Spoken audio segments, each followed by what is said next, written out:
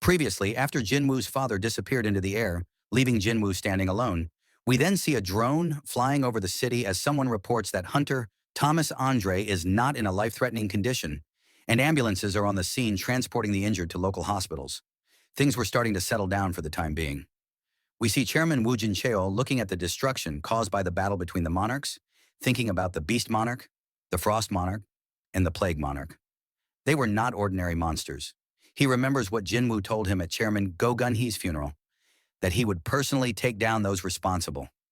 Remembering that, tears start to fall from his eyes, thinking this was the Frost Monarch, and he thanks Jinwoo for avenging the death of their former chairman.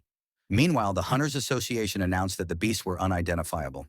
The extent of the damage they left behind was staggering.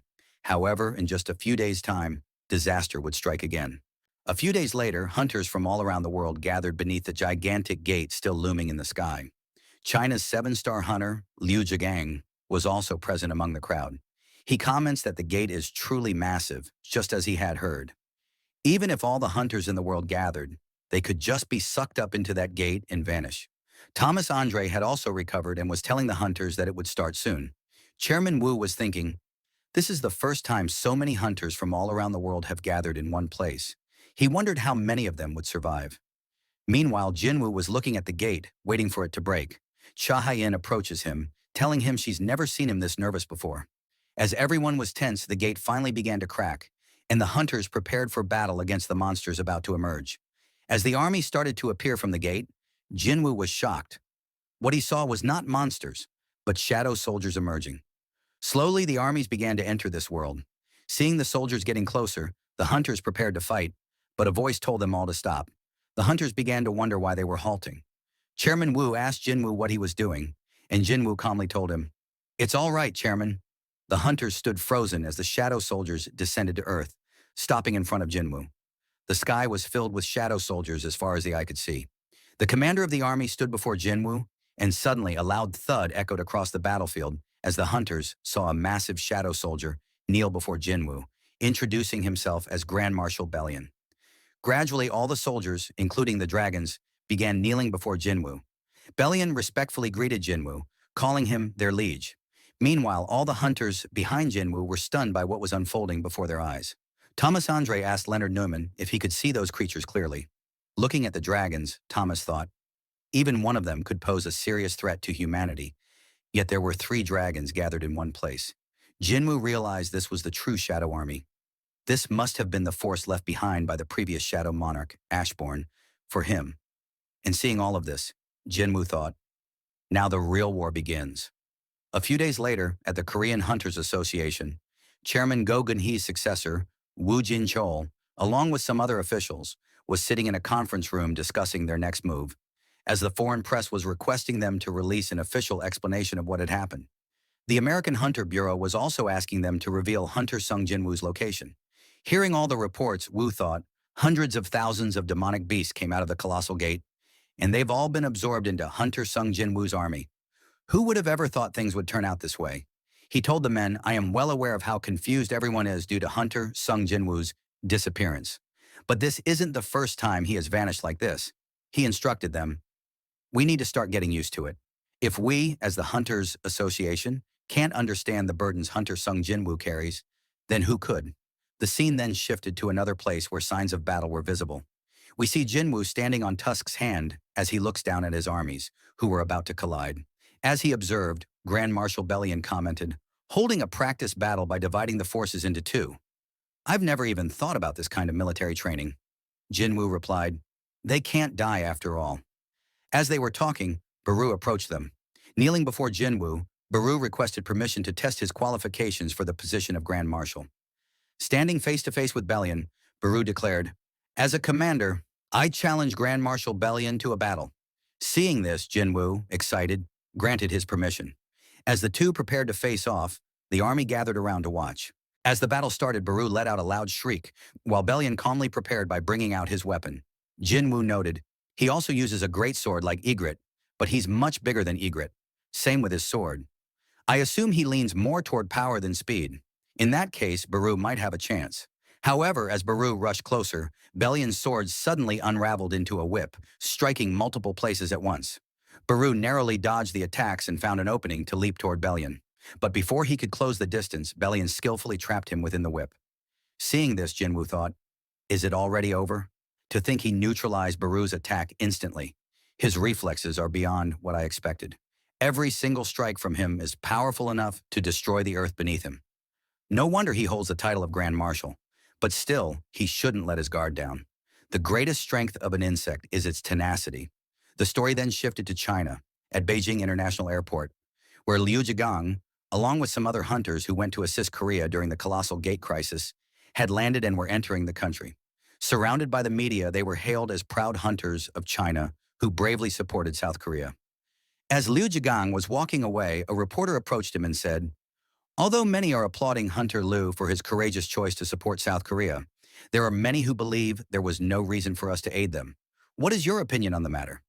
Hearing that, Liu got annoyed and responded, who is spouting such nonsense? Do those guys have a brain only for decoration? Are they unable to read maps? Do they not realize which country is just above South Korea? If there's anyone stupid enough to say such things, please tell them this. I, Liu Zhigang, was not confident enough that I could stop something if Hunter Sung Jinwu failed to stop it. That's why I went to assist him. If anyone has a problem with that, they can go face the demonic beast themselves. However, as they entered the city, a horrifying scene awaited them. Liu, looking at it in disbelief, said, there's no way, as a gigantic gate loomed ominously over the skies of China. The story shifts to the monarch of Transfiguration, Yogamant, who was reporting to an entity about the recent incidents on Earth, specifically how 3 of the monarchs were eliminated by the Shadow Monarch.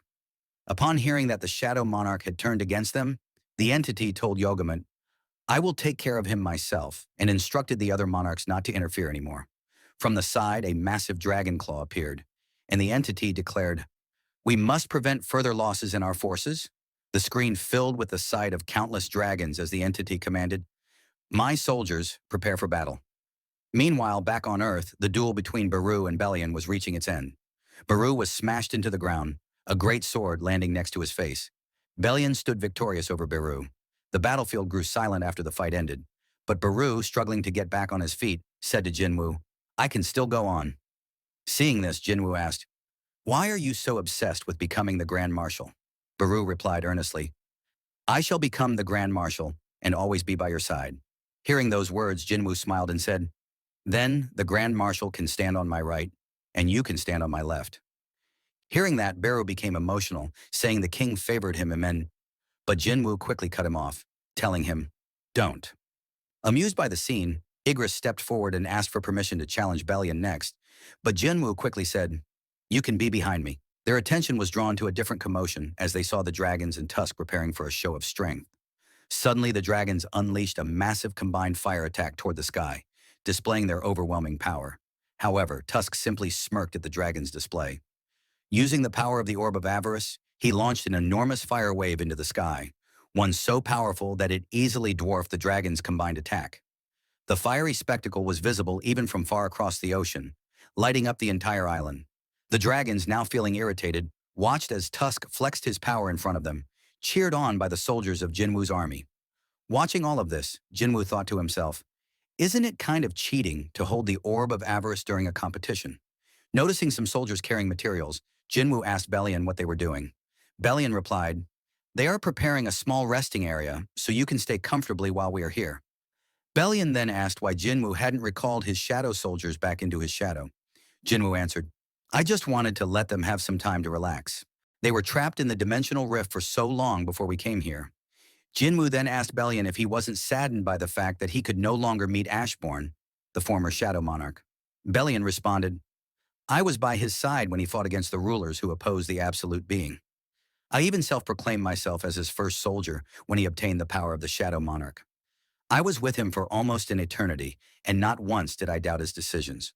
Moved by Belian's loyalty, Jinwu said, I want to hear the story of you and Ashbourne. Belian warned him, it may turn into a very long story, but continued saying, it all began when I was still a fruit of the world tree. He explained that all of the soldiers of the heavens are born from the branches of the world tree, appearing first as fruits. The world tree itself was so vast that its branches could cover the entire sky. Fast forward, we see Jinwu cooking for his family, thinking to himself, I must let people know about the existence of the 8 armies, who could arrive at any moment. I must tell them that a war is approaching. He reflected. I cannot promise the safety of everyone, nor can I guarantee that the world will remain as it has been. That's how immense the power of the King of Dragons was when Jinwoo had witnessed it through Ashbourne's memories. Meanwhile, Gina was praising Jinwoo's cooking, telling their mother, I never knew my brother could cook this well. Watching them enjoy the meal, Jinwoo thought, the King of Dragons and his armies brought everything before them to ruin and ashes. And now such enemies are targeting the earth. That's why everyone must prepare for what's coming. Sensing something was off, his mother asked, is something going on? She explained that whenever his father was about to do something dangerous, he would also cook for her like this. You really take after your father, she said warmly. Jinwoo reassured her, it's nothing like that, and got up to answer the door saying, I think we have a visitor. Gina mentioned that there hadn't been a doorbell sound, but Jinwoo opened the door anyway. Standing outside was Yu Myung-han, Jinho's father. He apologized for visiting without notice and asked if Jinwoo could spare a moment.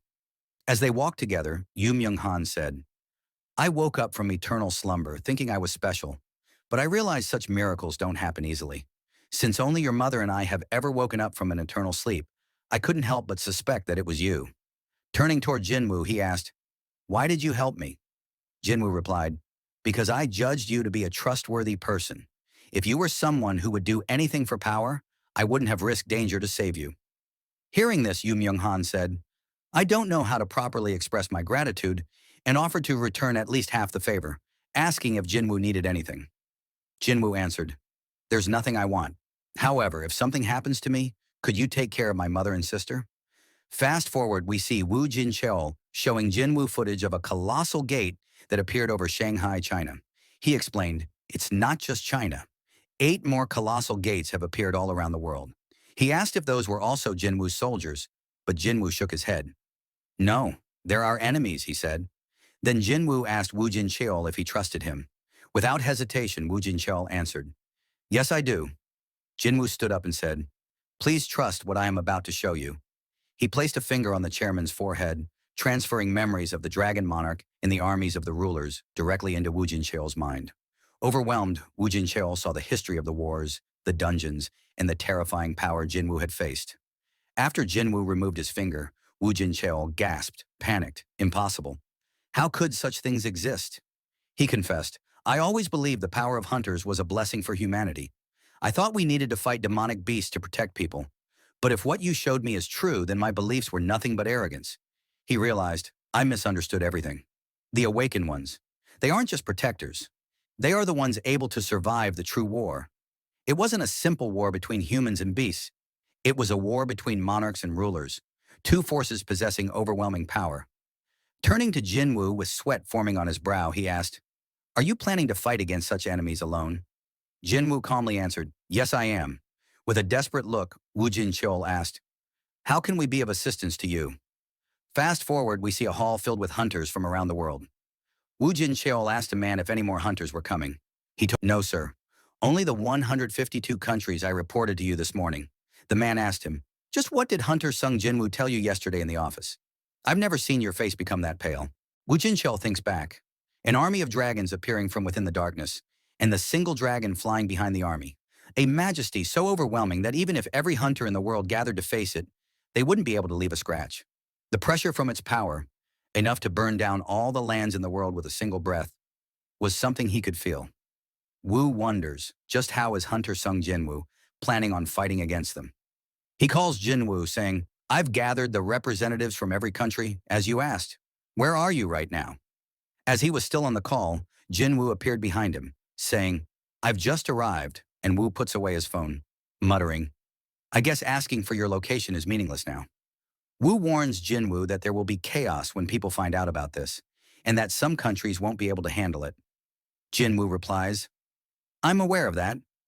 Wu, still concerned about the consequences, says, If that's really what you think, the truth will be uncovered to the world. Meanwhile, director David Brennan sits in a conference room thinking about how many important figures have gathered. Presidents, prime ministers, guild masters, and even the chairman of associations. Everyone must be feeling nervous about what Hunter Sung Jinwoo is about to tell them. It would be great if Hunter Jinwoo said the gates won't cause much harm, like last time, Brennan thinks. But if he says the opposite, everyone will have to go through a rough time. After some time, Jinwoo begins to speak. He tells the gathered officials that no one will be able to avoid the coming fight. They will appear before everyone's eyes, bringing destruction upon the world. Some people do not believe what Jinwoo says. They ask if he's claiming that even national-level hunters won't be enough. Jinwoo answers that at least a couple hundred demonic beasts, each one on par with Kamish, the greatest disaster in human history, will appear. Not even national-level hunters would be able to stop them. The crowd demands proof, saying otherwise they cannot believe what he's saying. In response, Jinwoo raises his hand, and everyone is horrified at the sight. Multiple gates appear behind him. The officials panic, thinking Jinwoo has the ability to create multiple gates at once. But Jinwoo explains, "Our enemy can create gates whenever and wherever they wish, just like how I did. They're only taking their time because of the massive size of their army." A man sitting next to Director Brennan shouts, "Could it be that you're one of them? And the soldiers you brought from the previous gate? Did you bring them to kill us?" But the very next second, shivering, he corrects himself. "Of course I trust you," Hunter sung Jinwoo. Director Brennan asked Jinwoo, "Now that we know what will come from the gate, what do we need to do?" Jinwoo replies, "Please stay away from the gates. Get as far away as you can." Fast forward, we see the empty cities after the warning that Jinwoo gave at the conference, as his speech created a massive ripple effect, warning that humanity would not be able to handle the number of demonic beasts that would come from the gates. Everyone tried their best to get as far away from the gates as possible. We see Jinwoo discussing the upcoming war with Igris.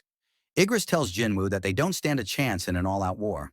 On the ground, we see Baru and Bellion, as Jinwoo asks Bellion how much bigger he thinks the enemy army will be compared to theirs. Bellion replies that he expects their numbers to be at least 100 times larger. Hearing that, Jinwoo realizes they could be facing at least 10 million soldiers. The story shifts to Canada, where their S-rank hunter, Jay Mills, is being interviewed.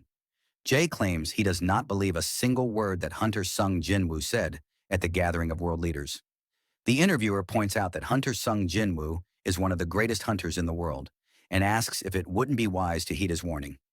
Jay responds that no matter how great Jinwoo is, not everything he says should be taken as truth. The story then shifts back to Jinwoo, where he calls Beru and asks him to land. Beru obeys, and Jinwoo looks around, questioning if this place is really meant for him to live in, given its size and overwhelming atmosphere. Beru replies that he thought anything less wouldn't be fitting for Jinwoo, his liege. Looking at the huge castle, Jinwoo notices a flag and asks why it was put up. Bellion falls to the ground, and Jinwoo asks if it was his idea. Jinwoo then questions what would happen to the Shadow Army if the Shadow Monarch were to die, if Bellion would take over. Bellion explains that their lives are tied to the Shadow Monarch, and the moment Jinwoo dies would also be the moment they all perish. Later, Woo Jin-chul shows Jinwoo the interview of Hunter J. Mills, where Jay dismisses Jinwoo's warnings, saying they will fight the monsters coming from the gates. Woo explains that hunters have been gathering in Canada with J. Mills as their leader. Additionally, strong hunters from other countries have been preparing for a major raid as well. Woo then asks Jinwoo what he plans to do. Jinwoo says he will head to China to assist them with a dungeon break. In his thoughts, Jinwoo acknowledges that it's impossible for him to face all 8 monarch armies at once.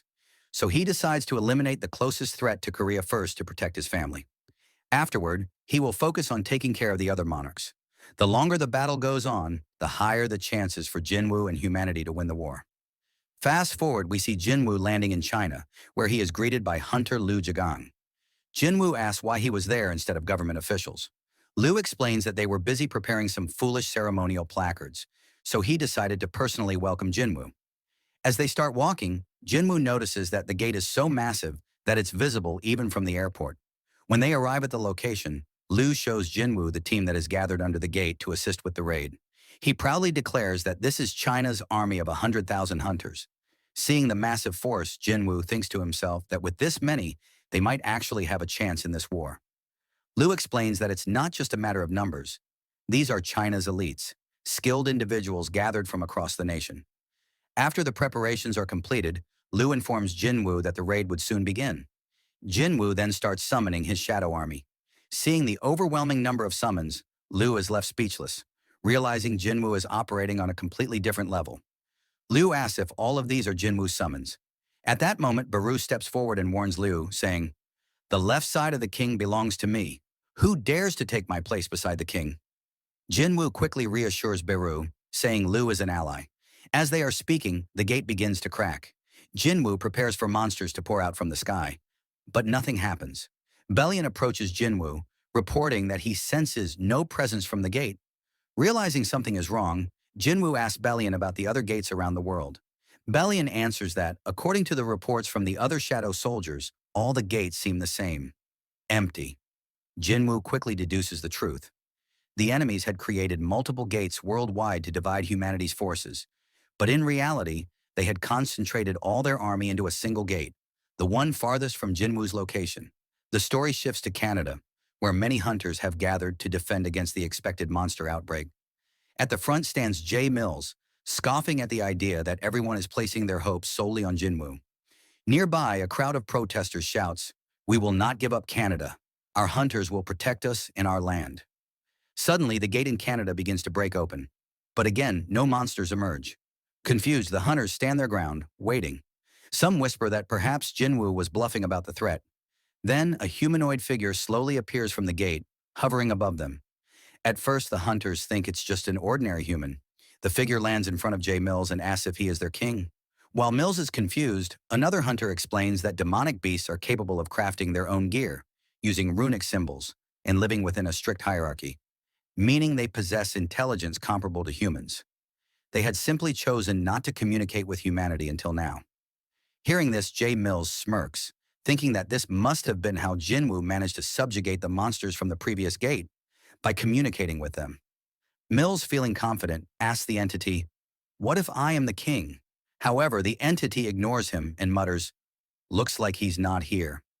10 minutes earlier, back in China, we see Jinwoo asking the officials if there was no way to confirm what was happening in Canada. One of the officials tells him he will try something. Jinwoo then calls Adam White of the Hunters Bureau and asks what is going on with Canada's colossal gate. But as he hears the noise of the crowd in the background, Jinwoo realizes that Adam White is actually at the site in Canada. Jinwoo asks him what he is doing there, and White explains that they are on site at Canada's colossal gate, along with other Bureau agents. Jinwoo asks for the reason they had to be there, and White answers saying, "We couldn't just sit and watch the situation in Canada unfold. Many of our agents, including myself, were dispatched here."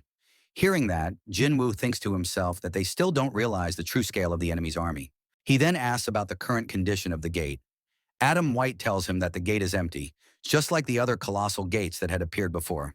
It was very quiet on site, and Jinwoo lets out a sigh of relief. However, White suddenly reports that something was emerging from the gate.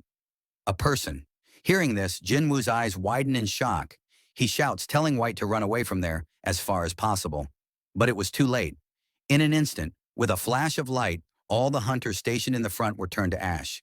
Jinwoo urgently tells Adam that he still has time and must run away while he still can. But Adam White, stunned, reports that dragons are descending from the sky.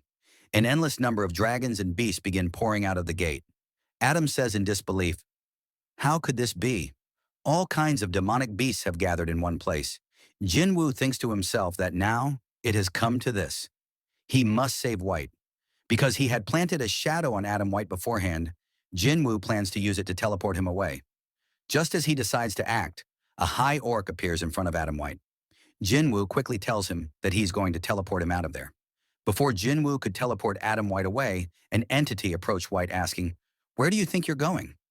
Seeing the entity, White was frozen in terror, and with a shaky voice, he called out Jinwoo's name. In his final moments, he saw a fireball hurtling straight toward him. Meanwhile, Jinwoo, after hearing the loud blast, realized he was too late. He thought to himself, "I should have expected this. They know they are facing my shadow army, which only grows stronger the longer the battle drags on. Of course, my opponent would aim to minimize battles by concentrating their entire force in a single location," Jinwoo reflected.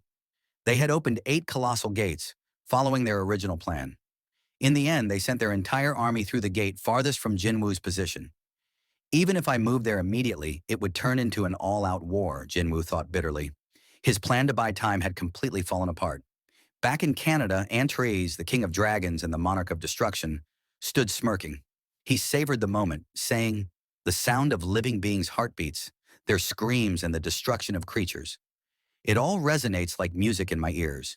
He told the other monarchs that preparations were complete, and then ordered the army to destroy everything, declaring, "That is the sole mission of our existence." Fast forward, we see a man in his office watching the live footage of the devastation caused by the monarch's army. He muttered, "They must have all died. The hunters, agents, even the reporters on the scene." This man was director David Brennan. He watched with dread as hundreds of dragons, along with oceans of giants, beasts, and insects, advanced behind Antares. This disaster cannot be contained by humans. It's over. There's no way to stop such an army, he thought grimly. It was only a matter of time before they reached the United States.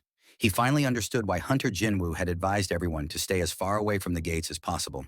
As David Brennan processed the situation, a shadow suddenly appeared in front of him. It was Jinwoo. Jinwoo, clearly in a hurry, told the director, "I'm paying you a sudden visit because I'm looking for something." He asked for the rune stone extracted from the corpse of Kamish, the greatest dragon ever killed by humanity. The director was shocked but quickly composed himself. He explained that the rune stone was managed by the Hunter Bureau. However, remembering the dire circumstances, he apologized, saying, "I'm still a little drunk right now," while internally thinking, "What am I even saying? Why does the Hunter Bureau even matter anymore? Rune stones mean nothing if the entire US is about to be destroyed, let alone the Bureau itself." He told Jinwoo, "I can hand over the rune stone. But why do you need it?" Jinwoo explained that he was planning to launch a counterattack using the power stored in the runestone. As they made their way toward the vault containing Kamish's runestone, the director asked, "If beings called rulers sent those demonic beasts here, then what exactly are the runestones found inside the beasts' bodies?" Jinwoo explained that the runestones were gifts from the rulers intended to help humans hunt down demonic beasts more efficiently. When a demonic beast died, part of its abilities would be sealed inside a runestone. The rulers had created rune stones so that humans could grow stronger, giving them a chance of survival in the final battle against the monarch's armies. Hearing this, David Brennan asked Jinwoo, "Are you really going to be able to stop them with just this?" Jinwoo simply responded, "I'll have to try." After obtaining the runestone, Jinwoo then asked the director for one more favor. Then we see Lady Selner, who says, "I never thought someone would come looking for me at a time like this." She asked Jinwoo for his identity, saying, "You are not the person I know." In the past, the darkness existed deep inside him, but now he is darkness itself. Jinwoo tells her, "I'm the same person you know, but I simply became one with the darkness you saw back then." He asks her if she can truly see the future and requests her to look into his future. She replies, "I understand," and takes his hand. After a moment, tears start to fall from her eyes and she asks, "You really plan to take everything on by yourself? How could a single human carry this much alone? Are you planning on protecting everything by sacrificing yourself?" Hearing that, Jinwoo gets up, saying, "Thankfully, that means I can get there at least." Lady Selner tells him, "No one will be able to remember. It will be a lonely fight by yourself." But Jinwoo starts to teleport away. We then see Jinwoo standing on top of a tall building. He takes out his phone and calls someone. The person asks if it is really him. Jinwoo apologizes, saying, "I've been busy lately." It was Hunter Cha Hai-in, who replies, "It's okay. I've been busy as well." Jinwoo tells her they haven't seen each other in a long time and that they will meet soon. Cha asks Jinwoo to promise her that he will come and see her. Jinwoo replies, "I promise I will." She smiles after hearing that. As she's thinking about it, Hunter Choi Jong-in startles her by saying, "We should get going now." We see all the hunters from around the world gathered together. The Asian Hunter Alliance, the European Hunter Alliance, the African Temporary Guild Union, and the Chinese Emergency Response Alliance. Hundreds of thousands of hunters are on their way to the battlefield. The story shifts back to Canada, where Antares, the monarch of destruction, stands atop countless bodies of fallen hunters. He unleashes a massive mana wave for Jinwoo to sense his location, declaring, "I'm right here." The mana wave is so powerful that it is felt around the entire world and reaches Jinwoo. Antares says, "I've already taken the lives of tens of millions of your kind. How much longer are you planning to hide?" Jinwoo answers, "I will come and meet you soon." The season finale ends here. Thank you so much for watching.